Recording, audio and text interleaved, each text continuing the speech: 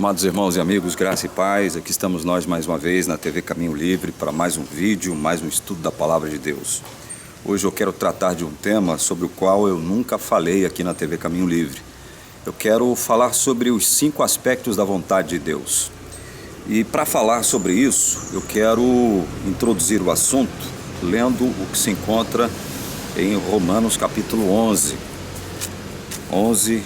de Romanos, versículo 33. O texto diz assim: ó profundidade da riqueza, tanto da sabedoria como do conhecimento de Deus. Quão inexplicáveis são seus juízos e quão insondáveis são os seus caminhos.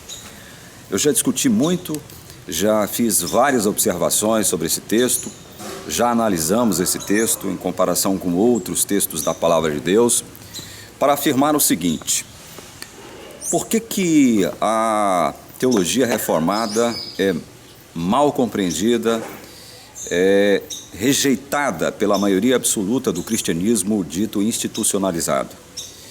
Porque a teologia arminiana e as demais, elas não conseguem trabalhar a ideia de que a ciência de Deus nos chega como, boa parte dela, como mistério, como coisas inexplicáveis e insondáveis. Nós somos criaturas finitas, lidando com um Deus infinito. Como é que o finito pode querer abarcar o infinito? Como que as criaturas finitas podem abarcar um Deus infinito? Como é que criaturas finitas podem entender em sua totalidade, em sua completude, um Deus infinito?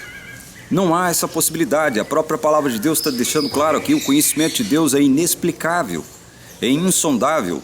Há coisas na nossa esfera para as quais Deus nunca nos deu uma explicação.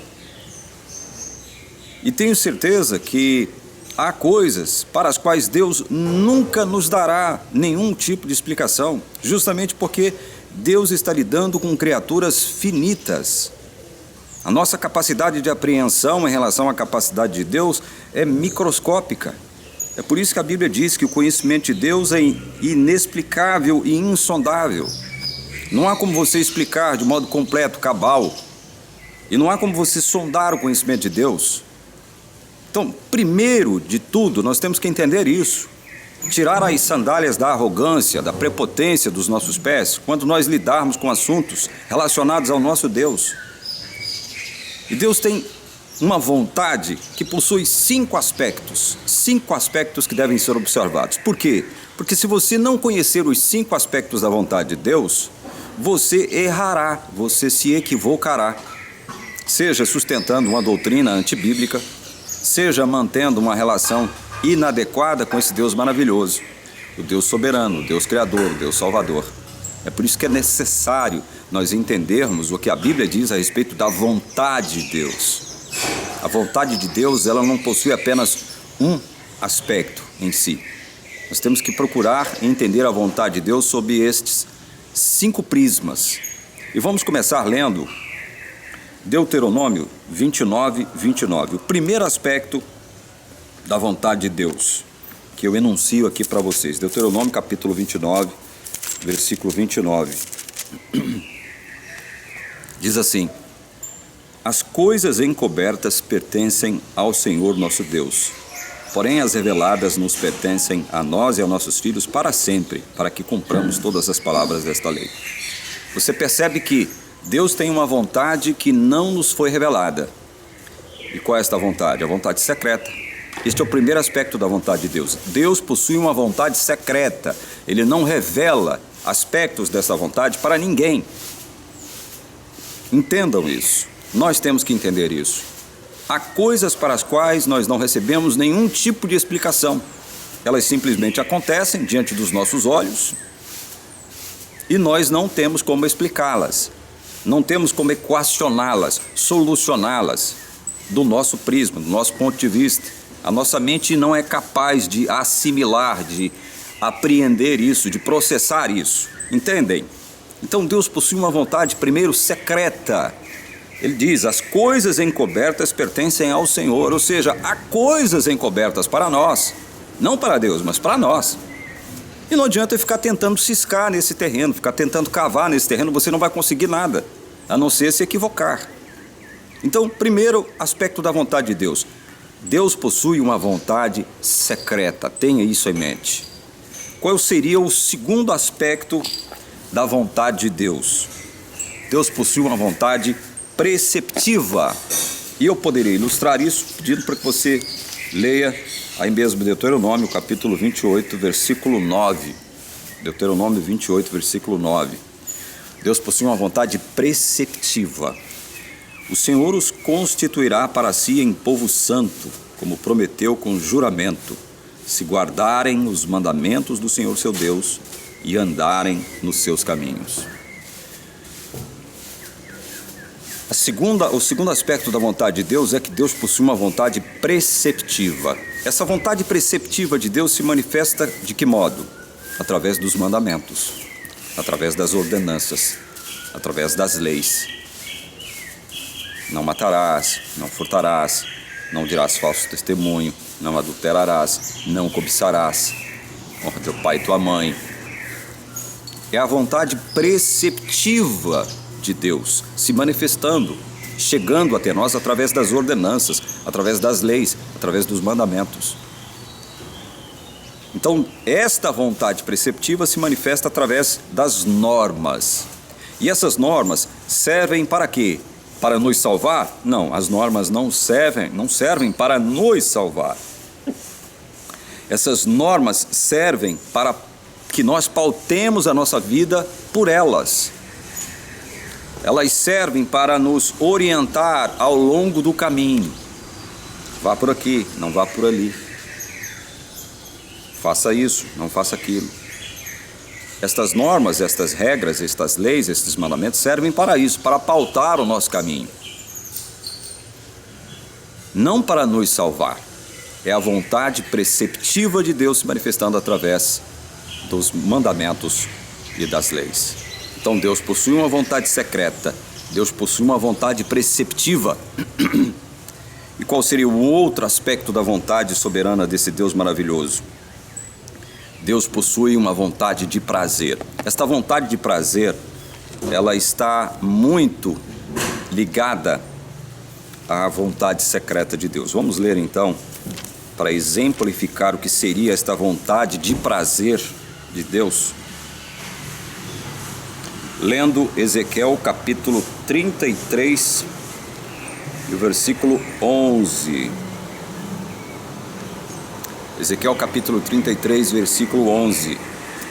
O texto diz assim: diga-lhes, tão certo como eu vivo, diz o Senhor Deus, não tenho prazer na morte do ímpio, mas em que o ímpio se converta do seu caminho e viva. Não tenho prazer na morte do ímpio. Esta vontade de prazer de Deus está muito ligada, intimamente associada à vontade secreta. Por quê?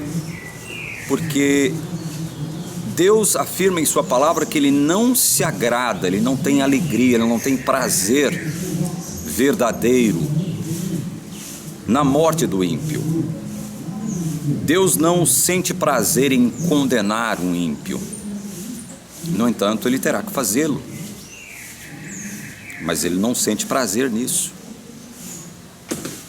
Então, nós devemos entender esta vontade de prazer como uma vontade cercada por mistérios. Porque Deus não nos explica por que Ele determinou salvar muitos ímpios e determinou não salvar outros tantos. Ele não nos explica isso. A teologia arminiana tem uma explicação fácil e simplista para essa questão: o livre-arbítrio. O livre-arbítrio explica tudo, né, dentro da teologia arminiana. Só que o livre-arbítrio, o suposto, livre-arbítrio, eu digo suposto porque nós estamos dizendo aqui há mais de 2 anos na TV na minha livro, livre-arbítrio é um mito. O suposto livre-arbítrio deixa Deus numa condição muito delicada, para não dizer outra coisa. O suposto livre-arbítrio coloca o nosso Deus soberano, que governa todas as coisas, que criou todas as coisas, que tem um propósito para tudo, numa condição de passividade. É um Deus que criou todas as coisas, sim, mas ele não intervém, ele não se intromete na vida humana, ele deixa as coisas caminharem conforme o livre-arbítrio dos indivíduos. Ele não intervém, ele não interfere, ele simplesmente assiste passivamente as coisas acontecerem a seu bel prazer aqui na Terra. Por conta do quê? Do famigerado livre-arbítrio. Deus é passivo, ele só observa.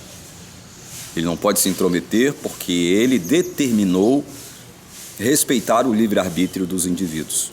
Essa é a explicação superficial, rasa, pobre, medíocre da teologia arminiana, essa teologia falaciosa, que coloca Deus numa posição que Deus, o nosso Deus soberano, não ocupa.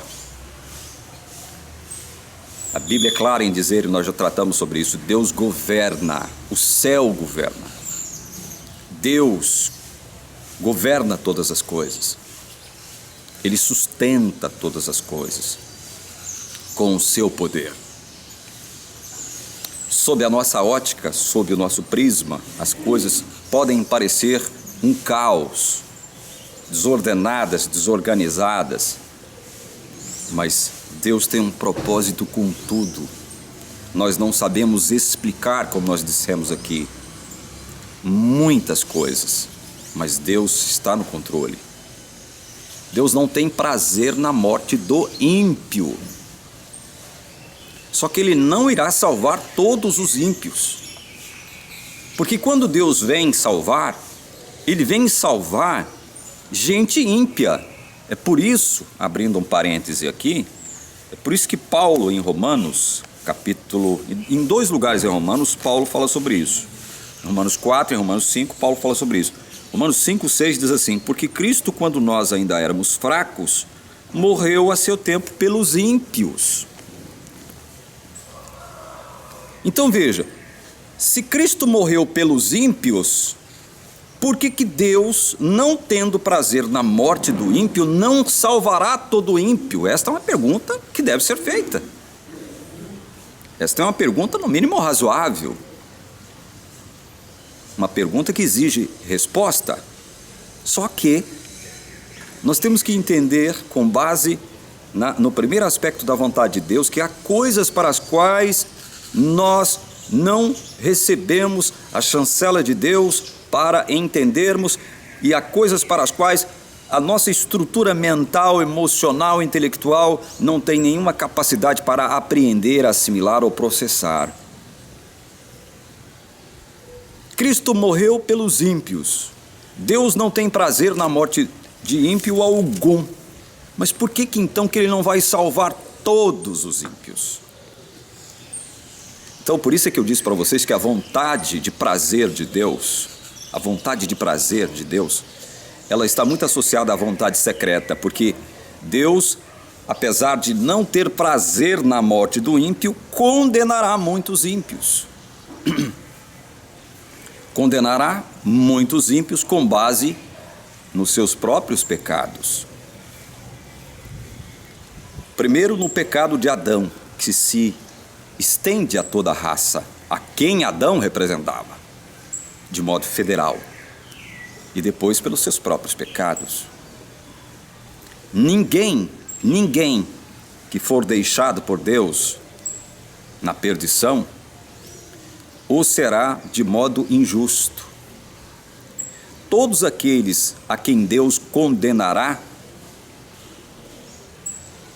Deus o fará com base na própria responsabilidade dessas pessoas. Essas pessoas serão responsáveis pela sua perdição. É o contrário da salvação. Todos aqueles a quem Deus salvar, estas pessoas não são responsáveis pela sua salvação e não serão responsabilizadas pela sua própria salvação. Do contrário, a salvação seria pelas obras. Mas a salvação destes ímpios a quem Deus salvará se dará única e exclusivamente pela graça. Então nós já vimos 3 aspectos da vontade de Deus que precisam ser observados. A vontade secreta, uma vontade preceptiva, que se manifesta através das leis. Vá por aqui, não vá por ali, não faça isso, faça isso. A vontade preceptiva. Uma vontade de prazer. Deus não tem prazer na morte do ímpio. No entanto, Ele condenará muitos ímpios. Ele salva muitos ímpios e condena outros tantos ímpios. Dá para entender isso? Não dá, porque Deus não nos revelou os porquês disso. Nós só podemos arranhar a superfície desse entendimento. E eu já tentei fazer isso aqui num vídeo passado. Quando Deus diz que em uns Ele manifesta bondade, em outros Ele manifesta severidade. E Paulo em Romanos diz que nós devemos observar estes 2 conceitos. Bondade e severidade de Deus. Bondade e severidade. Deus, para manifestar o seu poder, Ele condenará muitos. Para manifestar as glórias da sua graça, Ele salvará muitos. Essa é a única explicação que a Bíblia nos dá. E qualquer coisa que a gente tente inserir aí, ultrapassando os limites daquilo que nos foi revelado, não nos pertence. Nós devemos trabalhar apenas com a revelação. Nós não devemos pautar a nossa aceitação da palavra com base na nossa razão.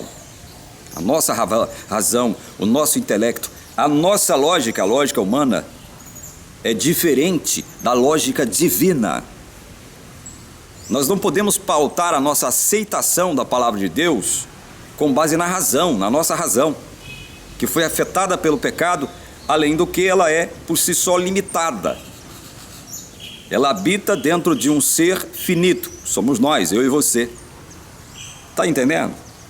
Nós não podemos estabelecer como critério para aceitar o que é e o que não é na palavra de Deus a nossa razão.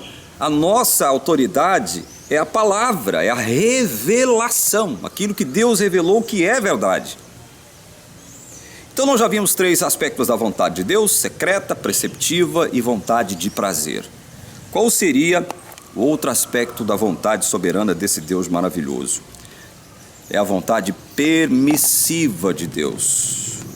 Atos 14, 16.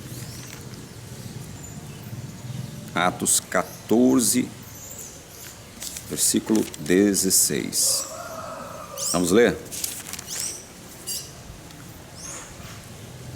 Nas gerações passadas, Deus permitiu que todos os povos andassem nos seus próprios caminhos.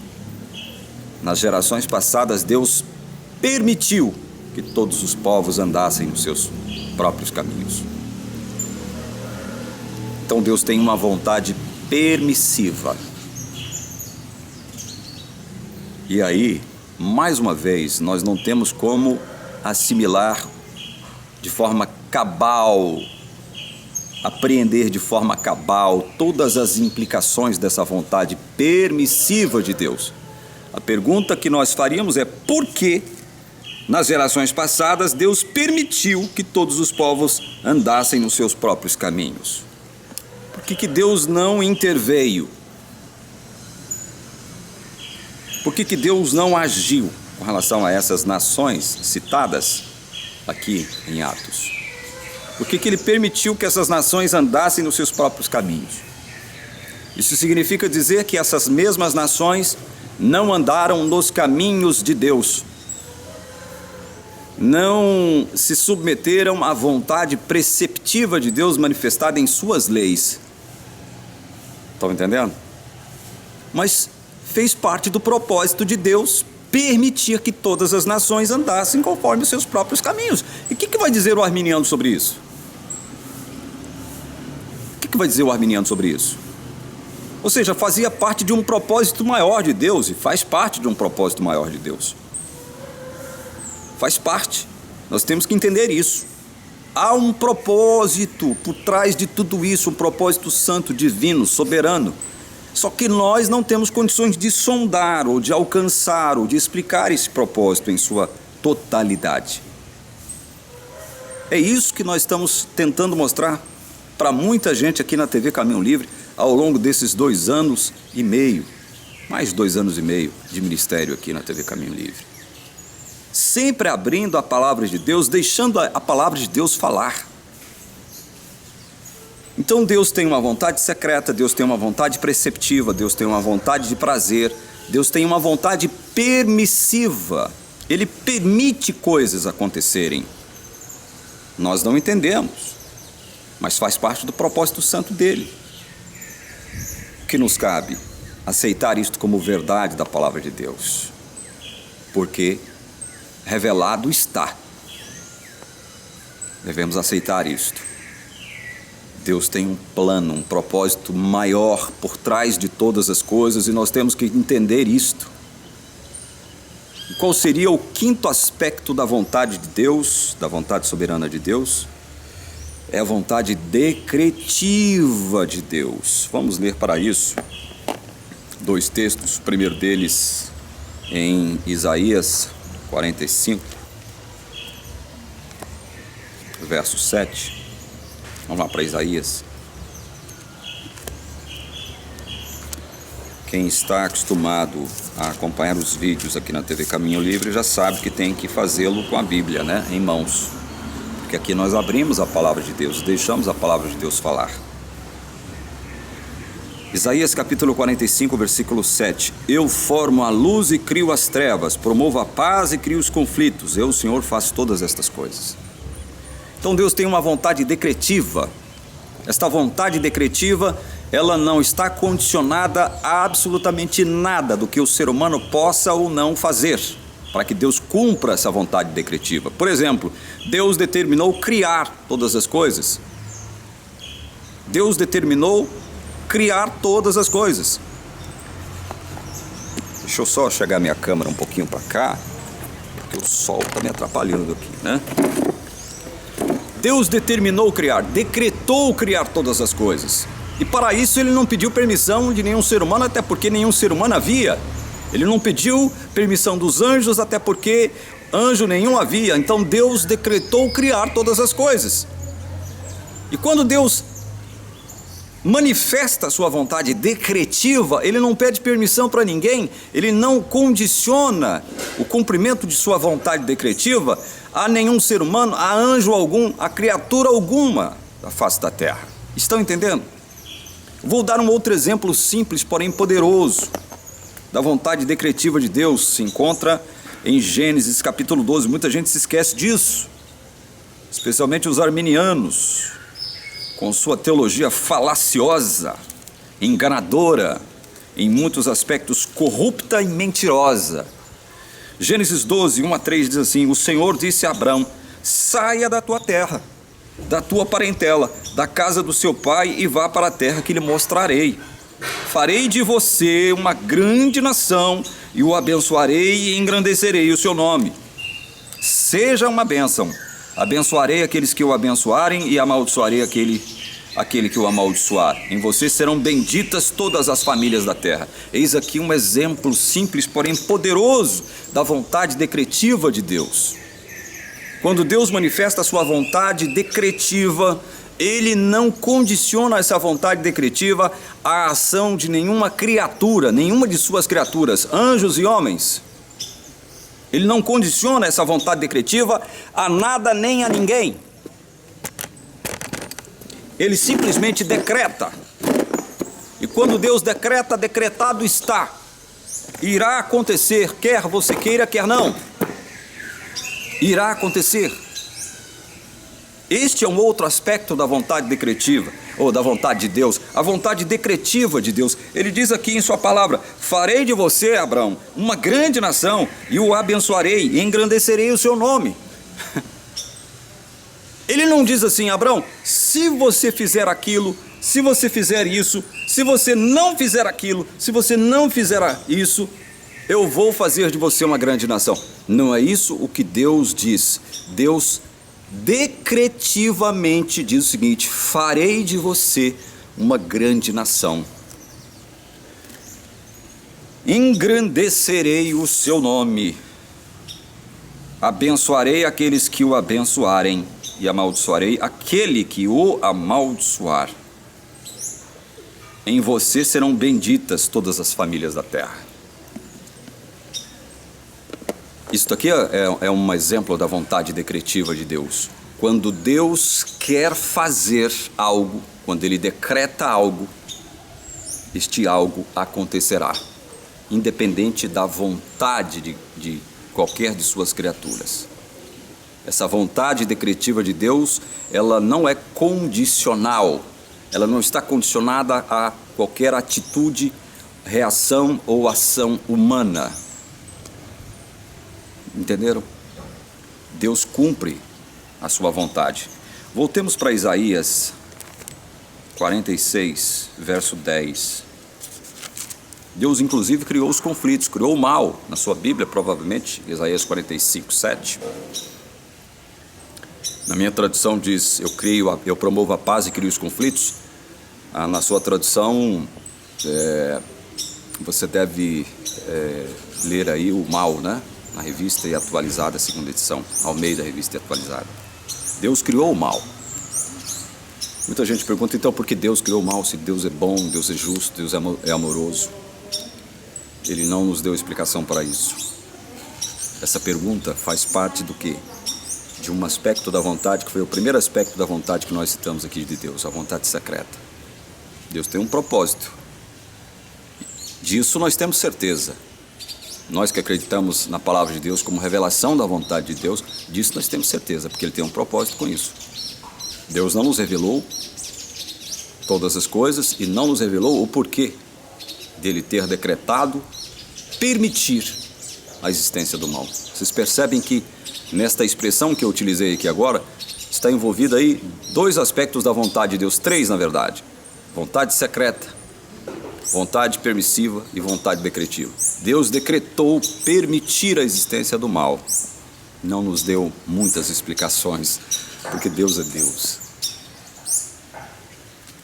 Isaías 46, versículo 10 diz assim: desde o princípio anuncio o que há de acontecer, desde a antiguidade revelo as coisas que ainda não sucederam. Eu digo, o meu conselho permanecerá em pé, farei toda a minha vontade. Farei toda a minha vontade. Eis um exemplo da vontade decretiva de Deus. Quando Ele estabelece, quando Ele manifesta a sua vontade decretiva, ela acontecerá, ela se cumprirá, ela se realizará, independentemente da ação ou da reação humanas. Entenderam? São 5 aspectos da vontade de Deus que devem ser observados. Do contrário, você errará em muitos aspectos, se equivocará em muitas assunções, em muitos dos seus pressupostos.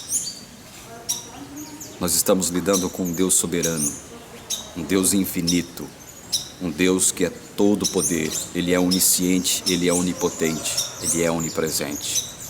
Nós não temos condições de assimilar, apreender e processar tudo isso.